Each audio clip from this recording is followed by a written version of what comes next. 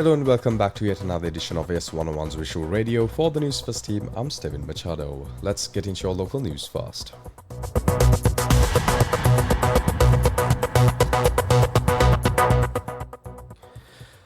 A group of Theravada Buddhist monks from Indonesia has arrived in Sri Lanka to take part in Vesak Day celebrations.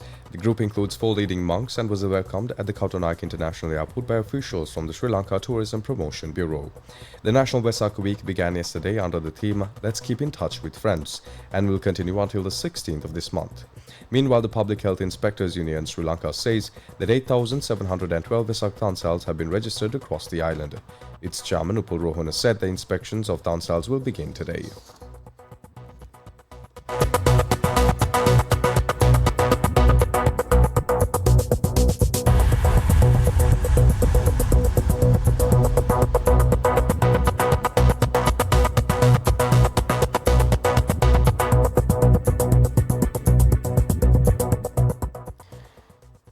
Moving on, a fire that broke out at a commercial establishment on Vauxhall Street in Colombo was extinguished after a 12-hour operation.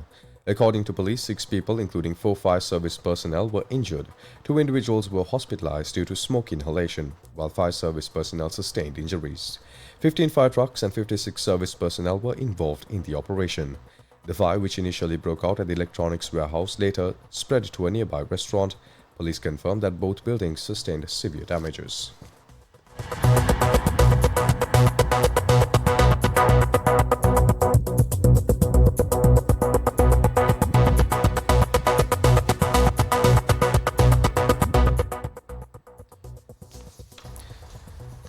In more local news, the Bell 212 helicopter that crashed into the Madurai Reservoir is scheduled to be handed over to the Kautonaik Air Force Engineering Unit today for further investigation.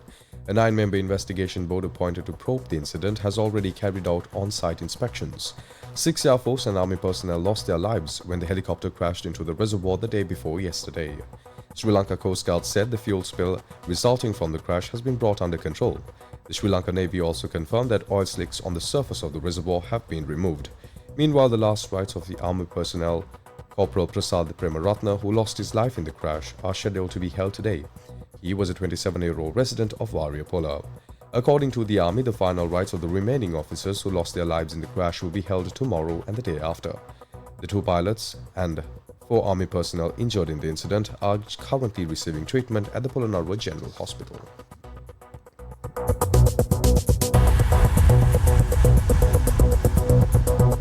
Up next is international news. International news.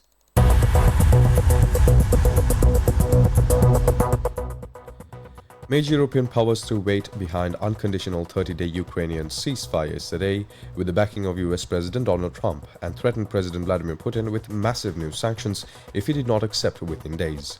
The leaders of Britain, France, Germany, Poland and Ukraine set the start of the ceasefire for the 12th of May at a meeting in Kiev, during which they had a phone call with Trump.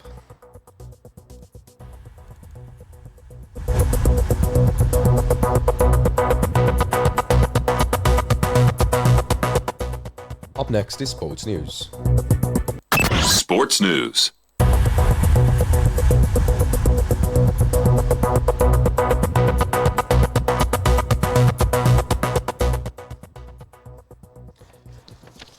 Atletico Madrid striker Alexander Sørloth scored 4 goals inside 30 minutes, including the fastest hat-trick in La Liga history in a 4-0 home win over Real Sociedad yesterday.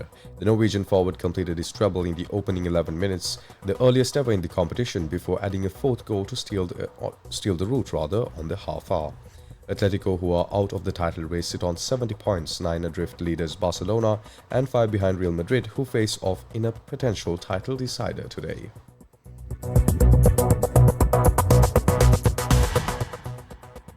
And with that, we wrap up this edition of YES101's Visual Radio. For the Newsfirst team, I'm Steven Machado. Thank you for watching.